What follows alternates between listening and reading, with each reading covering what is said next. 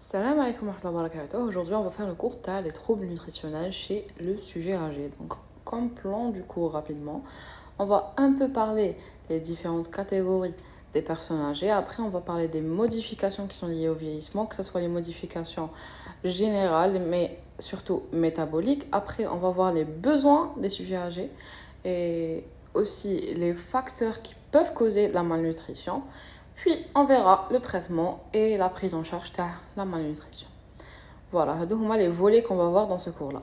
Donc, quelles sont les différentes personnes plutôt, la différente catégorie des personnes âgées. Donc, on a les personnes âgées qui sont actives, ceux qui sont fragiles et ceux qui sont malades. Ceux qui sont actifs, c'est des personnes qui sont en bonne santé, en bon état général. Donc, on a un faible risque de dénutrition. Les personnes âgées fragiles ou en cours de fragilisation, c'est des personnes qui sont souvent atteintes d'une ou de plusieurs pathologies chroniques, mais qui restent autonomes. Donc, mazam al-haqna, la dépendance. Et là, un risque de dénutrition est de l'ordre de 25%. Les personnes âgées malades, c'est-à-dire les personnes âgées qui sont, c'est bon, ils sont dépendants, ils ont perdu leur autonomie, ont un risque accru de dénutrition, la prévalence est de 50%. Donc malades, c'est-à-dire qui ont perdu leur autonomie et deviennent par conséquent partiellement, voire totalement dépendants, risque de 50%. Les modifications qui sont liées au vieillissement. Donc déjà, on a la modification du goût. On sait que les sujets âgés, avec le temps, ils perdent leur goût, ils gardent partiellement le goût sucré, mais la plupart des autres goûts, ils vont les perdre. Modification de l'appareil masticateur, que ce soit au niveau des dents ou là que ce soit aussi au niveau des muscles, où il en a une faiblesse. L'atrophie des glandes salivaires, donc on aura une sécheresse buccale, une baisse des sécrétions acides de l'estomac, et donc on aura une maldigestion, une baisse des sécrétions enzymatiques et digestives, et aussi une diminution de l'odorat, ce qui par conséquent donne une diminution de l'appétit. Les organes, c'est l'ensemble des organes qui sont soumis au vieillissement, mais aussi la masse musculaire. Et qui dit la masse musculaire, elle est sujette au vieillissement, et bien même tout ce qui est péristaltisme, c'est de ce fait-là, on aura des maldigestions. Il implique une vigilance supplémentaire et une adaptation des besoins, mais aussi des habitudes alimentaires, goût, épices, texture et tout ce qui s'ensuit. Même si je dois prendre en charge les besoins, donc la personne elle doit avoir certains aliments pendant la journée, mais je dois aussi les adapter à les textures les تحملهم وعلى حساب le goût اللي تحملو pour essayer de mon mieux que la personne âgée تاكل et elle mange bien, mais si elle mange seulement. Les modifications métaboliques. Donc, on a le métabolisme de base, c'est la quantité d'énergie qu'on utilise au repos. Il va diminuer avec l'âge, avec une moins bonne assimilation globale des nutriments. Modification de la composition corporelle. Comme on a dit, on a la masse maigre et la masse grasse zid. Un homme va perdre en moyenne 12 kg de muscles entre 20 et 75 ans. La modification du métabolisme lipidique au niveau enzymatique, on a certains acides gras qui vont devenir essentiels car ils ne seront plus synthétisés. Les modifications de la sécrétion d'insuline qui va amener à une insulinorésistance. Le calcium, on aura une perte de l'efficacité de l'absorption digestive. Et la diminution de la masse hydrique, on aura une perte d'environ 20% à 60 ans qui est liée avec une diminution de la masse musculaire car les muscles, ils retiennent l'eau. Et donc, les muscles sont fortement hydratés, contrairement à la masse grasse. Les facteurs de désordre nutritionnel chez la personne âgée. Donc, qu'est-ce qui peut causer le désordre nutritionnel à la personne âgée? Donc, déjà, une éventuelle pauvreté due à une baisse des revenus. Donc, s'il n'a pas assez de revenus, il n'arrive pas à se procurer assez de nutriments et de ce fait, il va être malnutri. Un isolement social qui rentre généralement dans un syndrome dépressif. Et d'ailleurs, il y a certaines causes pathologiques comme un syndrome dépressif qui peut s'installer insidieusement. Une méconnaissance des besoins alimentaires de la personne âgée. Par exemple, une personne âgée, elle n'a que des pâtes. Et ben, elle n'est pas en train d'avoir les besoins journaliers. Vu que je lui donne que des pâtes, et ben, la malnutrition. Une polymédication qui influe sur l'appétit, soit en modifiant le goût des aliments et l'humidité de la bouche, soit par leurs effets qui sont émétisants, soit par leur nombre excessif, surtout s'ils sont pris en début de repas. Ça, c'est une phrase longue, on va la décortiquer. Donc, la personne a des pathologies et elle prend une médication. Elle peut, avec la médication, directement influer sur son appétit. Donc, elle aura moins envie de manger. En plus de ça, on peut avoir une modification du goût et donc déjà huma عندهم une modification du goût qui est liée à l'âge et en plus de ça le médicament il va changer avec هذاك le goût في العفايس اللي قعد. Et aussi, l'humidité de la bouche, elle sera modifiée et donc on aura une sécheresse buccale. C'est difficile de manger avec une sécheresse buccale. En plus de ça, ils peuvent avoir un effet émétisant. Ils causent des vomissements. Et aussi, le nombre excessif en début de repas. Et donc, je lui donne un nombre excessif au début de repas. Les médicaments, ben, obviously, il ne va pas vouloir manger. Surtout que عنده une appétit ناقصة, sécheresse buccale, hésite à les doigts, obviously il va pas vouloir manger. C'est pour ça que généralement quand on parle de médication chez le sujet âgé, on parle de prise pendant les repas et pas avant. Alors, les recommandations nutritionnelles chez la personne âgée. Il lui faut un IMC qui est entre 22 à 30. C'est la corpulence qui est souhaitable. Si j'ai inférieur à 20, là je suis en dénutrition. Ici, on a deux tableaux. L'un, il est pour les personnes de moins de 70 ans et l'un, il est pour les personnes de plus de 70 ans. On voit bien que pour une personne de plus de 70 ans, on a le poids normal entre 21 et 30. C'est ici le 22 et 30. Et si c'est moins de 21 et 16, c'est une dénutrition modérée. Moins de 16, c'est une dénutrition qui est sévère. Pour le métabolisme de base, comme je l'ai expliqué Morbé, c'est la dépense d'énergie au repos, c'est la quantité d'énergie qui est utilisée pour rassurer les fonctions vitales de l'organisme, c'est la dépense énergétique au repos. Again, elle diminue de 3% par décennie à partir de 20 ans en raison de la réduction progressive de la masse maigre. Donc les muscles qui sont ils vont aussi influer sur le métabolisme de base. Je vais être honnête avec vous, tout ça c'est du blabla. On يقولوا لك كيفاش تقدر تحسب le métabolisme de base et c'est pas des choses dont on est tenu de connaître, tout simplement. Alors, le coût énergétique des activités habituelles de la vie quotidienne ne semble pas plus élevé chez les personnes âgées que chez les adultes jeunes, tandis que les activités plus intenses semblent entraîner une dépense énergétique plus importante. Cette partie, je vais l'expliquer plus tard, parce que qu'il y a une partie où on parle de comment on utilise plus d'énergie entre le sujet âgé par rapport au sujet jeune.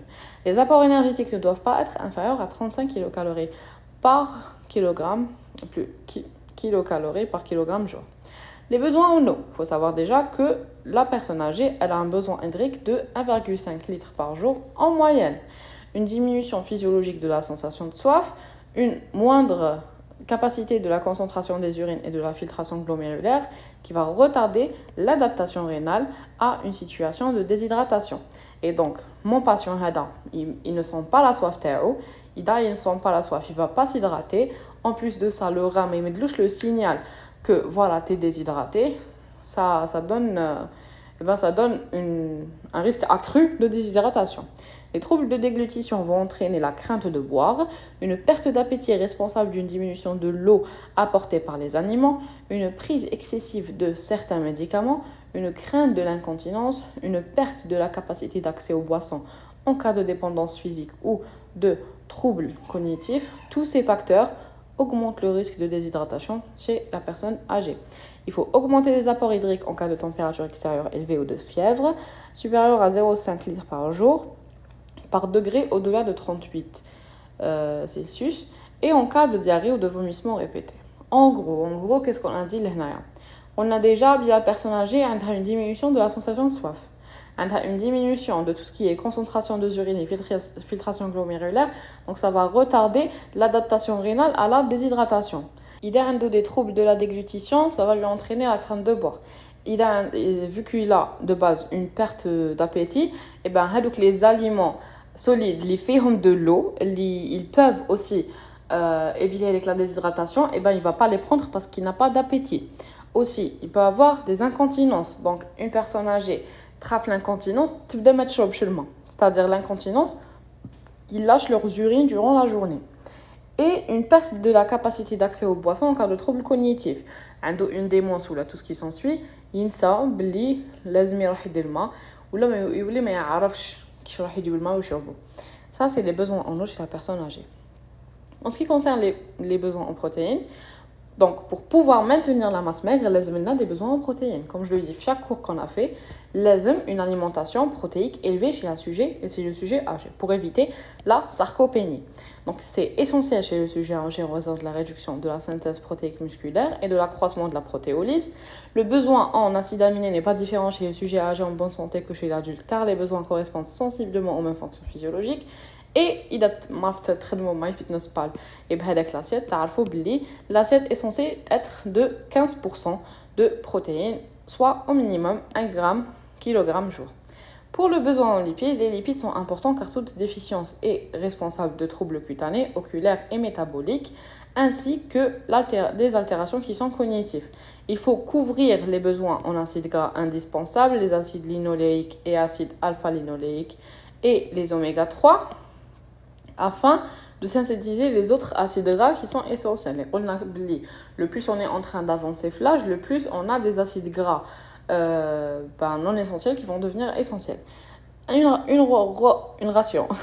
Une ration équilibrée doit contenir 35 à 40% de l'assiette. Et donc, on a 15% et 30 à 40%, 35 à 40% de lipides.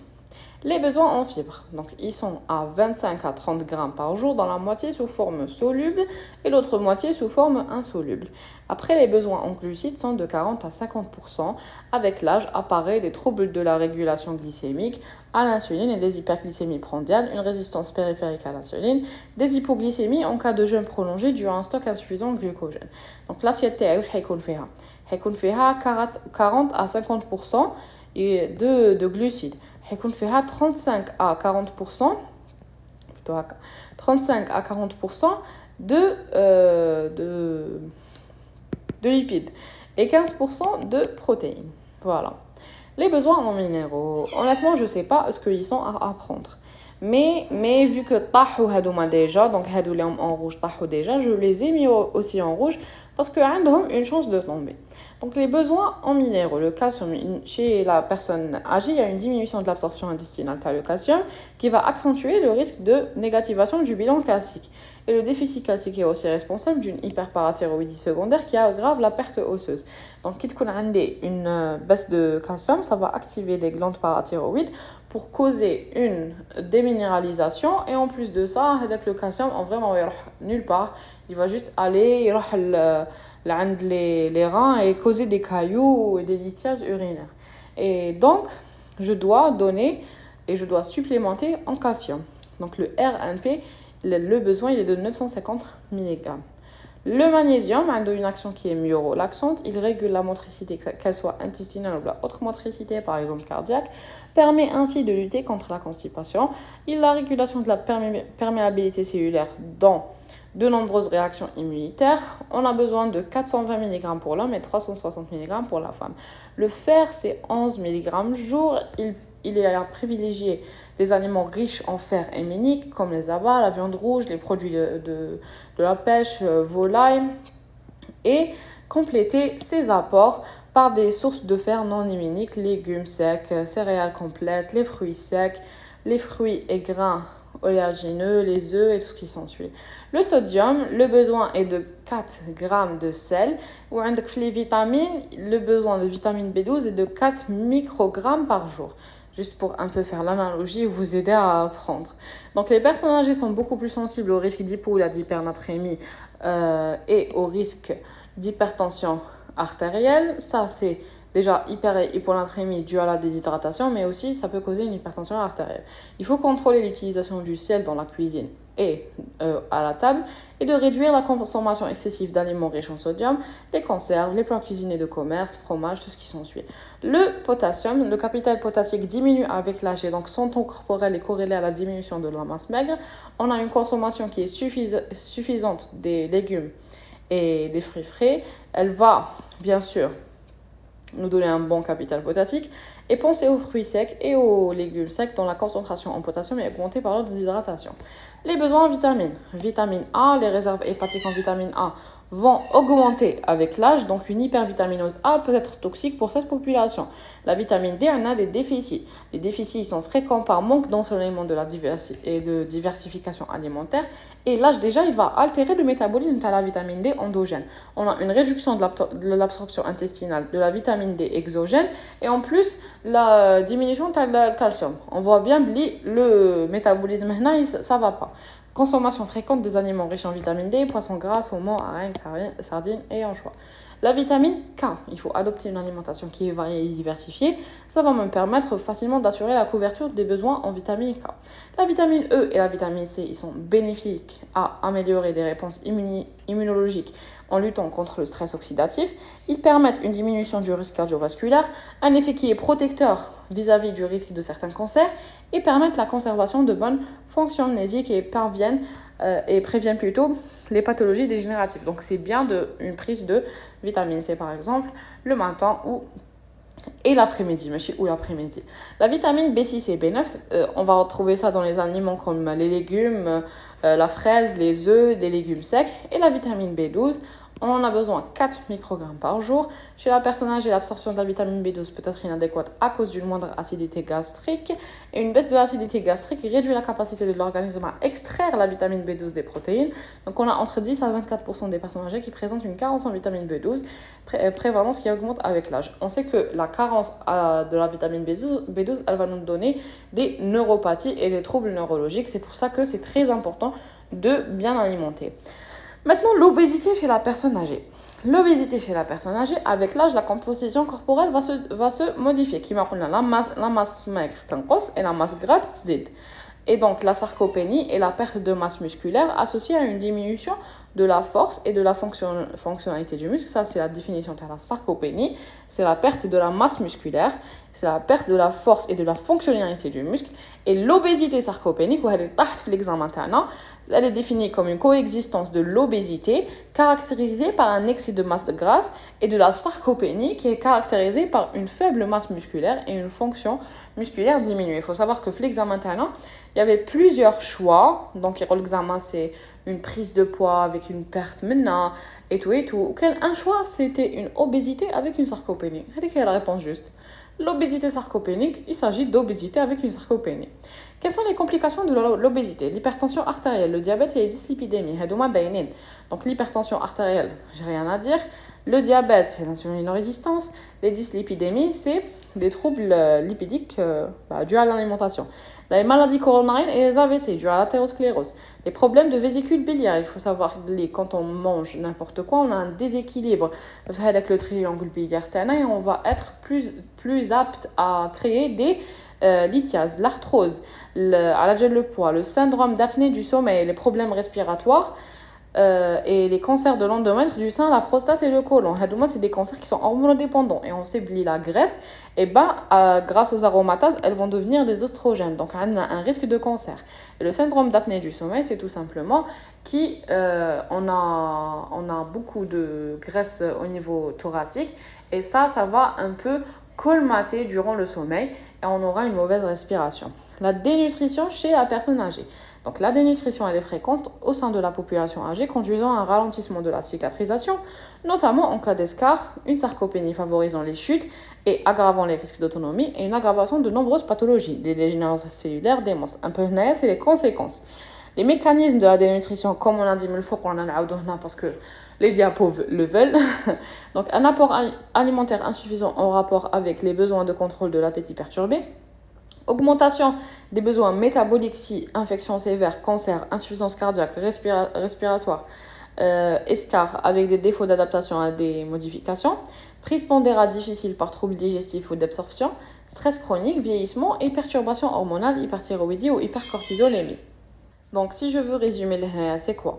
Ando des troubles de l'appétit et donc il essaie de réguler ça avec des apports alimentaires spécifiques. il reste insuffisant.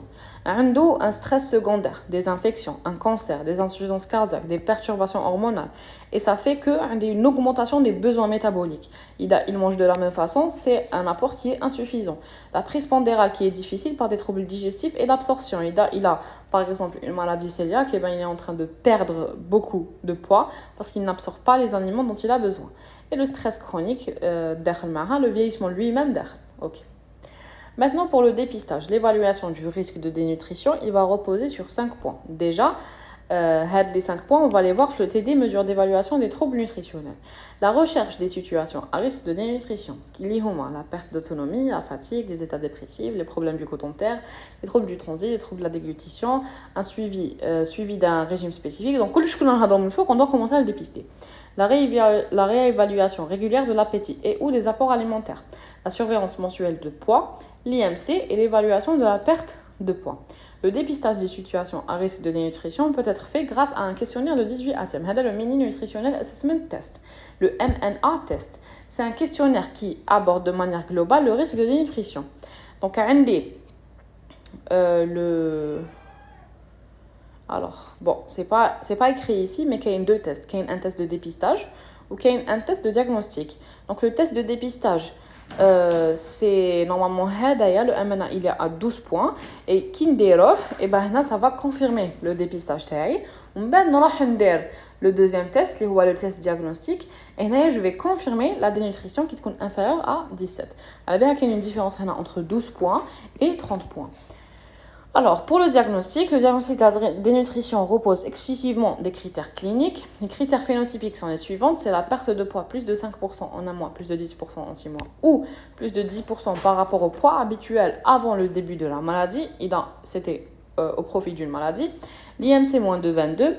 La sarcopénie qui est confirmée par l'association d'une réduction de la force de la masse musculaire conformément au consensus européen, qui on a le GRIP, on va faire le GRIP test et tout ce qui s'ensuit, on va voir.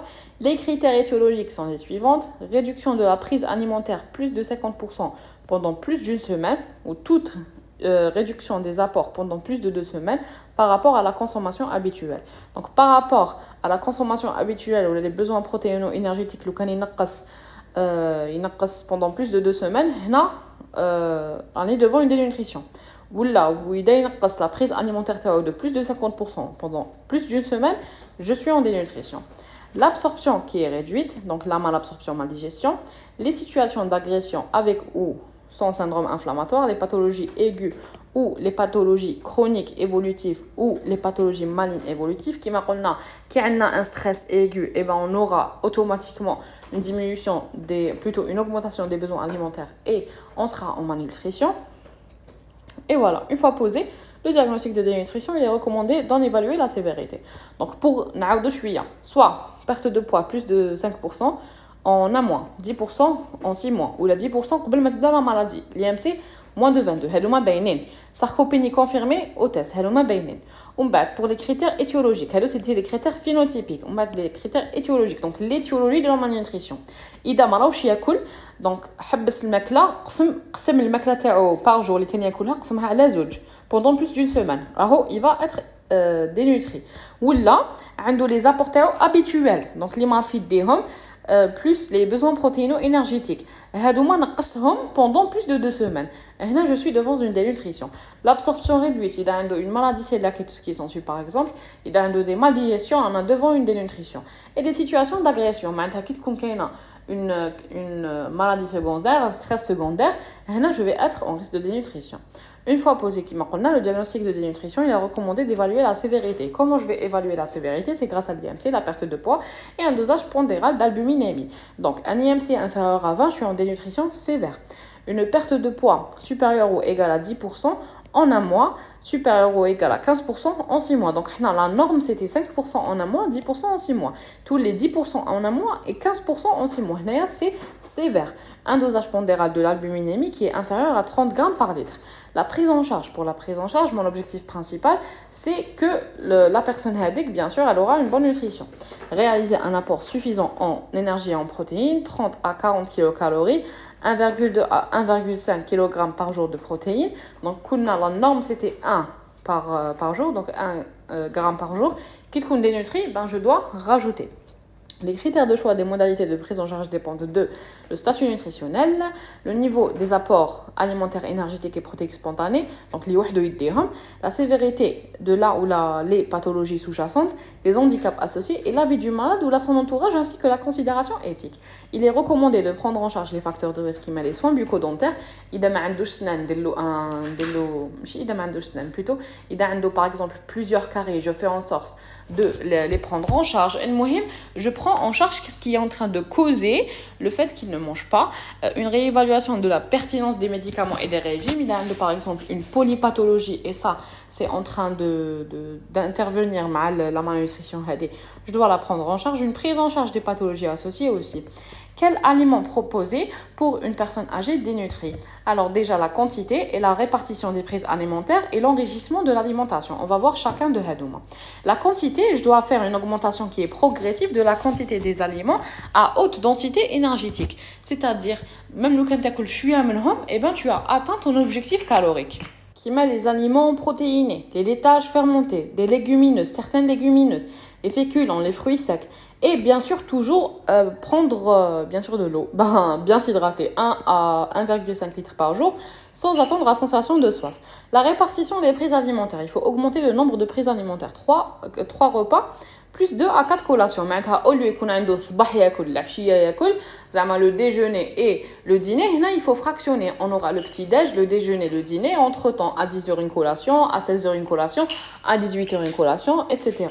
Le principe, plus on se rapproche du soir, plus on augmente la densité énergétique, donc la quantité de glucides complexes et d'aliments protéinés. Il faut éviter une période de jeûne nocturne trop longue, maintenant plus de 12 heures. C'est pour ça que les émirs tard et non de bekri. Donc en retardant l'horaire du dîner, en avançant l'horaire du petit déjeuner ou en proposant une collation le soir. Il faut privilégier les produits riches en énergie et en protéines. Il faut adapter les menus au goût de la personne et adapter la texture des aliments à ses capacités de mastication et de déglutition. Qui a besoin de dents. Et proposer les repas dans un environnement qui est agréable. Éviter tout stress, éviter la garde, éviter tout ce qui s'ensuit. Donc, l'enrichissement de l'alimentation. C'est quoi l'enrichissement de l'alimentation? En gros, c'est enrichir l'alimentation traditionnelle avec des produits de base. Maintenant, je vais rajouter quelque chose qui va augmenter la valeur nutritionnelle sans pour autant augmenter le volume. D'accord? Donc, il a pour but d'augmenter l'apport énergétique et protéique d'une ration sans en augmenter le volume. Maintenant, le volume mais qui m'a la qualité à l'intérieur, les calories à l'intérieur, ils aident. Voilà, donc par exemple, la crème fraîche, un beurre fondu, de l'huile. Par exemple, l'huile, je mets 100 ml de l'huile dans un plat. Bien sûr, je ne vais pas lui demander de manger 100 ml, mais 100 ml de l'huile, c'est 800 calories. Donc c'est juste pour mettre un peu ça en considération. Donc poudre de lait, le lait concentré entier, les fromages râpés, les œufs, les crèmes fraîches, beurre fondu, etc., etc. Pour les compléments nutritionnels oraux, ce sont des mélanges nutritifs complets administrés par voie orale, hyper-énergétiques ou hyper-protéiques, de goût et de texture variés, qui dépendent bien sûr de la personne âgée. Ils doivent être consommés lors des collations, à distance d'au moins 2 heures d'un repas ou pendant les repas, en plus des repas. L'objectif est d'atteindre un rapport alimentaire qui est supplémentaire de 400 kcal par jour ou là de 30 grammes par jour de protéines, le plus souvent avec 2 unités jour. Et il est à proposer si le conseil alimentaire et alimentation enrichis ne sont pas satisfaisants ou en première attention, il y a la dénutrition et la sévère. Donc, les compléments nutritionnels, soit d'emblée à sévère. Donc, je dois les mettre et commencer à le prendre en charge. Soit, donc l'enrichissement alimentaire, la répartition, la quantité des aliments, et donc je vais commencer à les utiliser. Soit je les utilise 2 heures avant le repas, soit je les utilise pendant le repas. On ne doit pas prendre beaucoup de médicaments au début du repas, sinon ça va couper l'appétit. La nutrition entérale, non, c'est bon, l'échec. Il a un échec de prise en charge de la nutrition orale et en première intention, si trouble sévère de la déglutition ou une dénutrition sévère avec apport alimentaire très faible. Sa mise en route se fait en hospitalisation d'au moins quelques jours. Donc on va faire une sonde, on va évaluer la tolérance, on va éduquer le patient et son entourage pour son utilisation, puis poursuite à domicile ou en hôpital à domicile.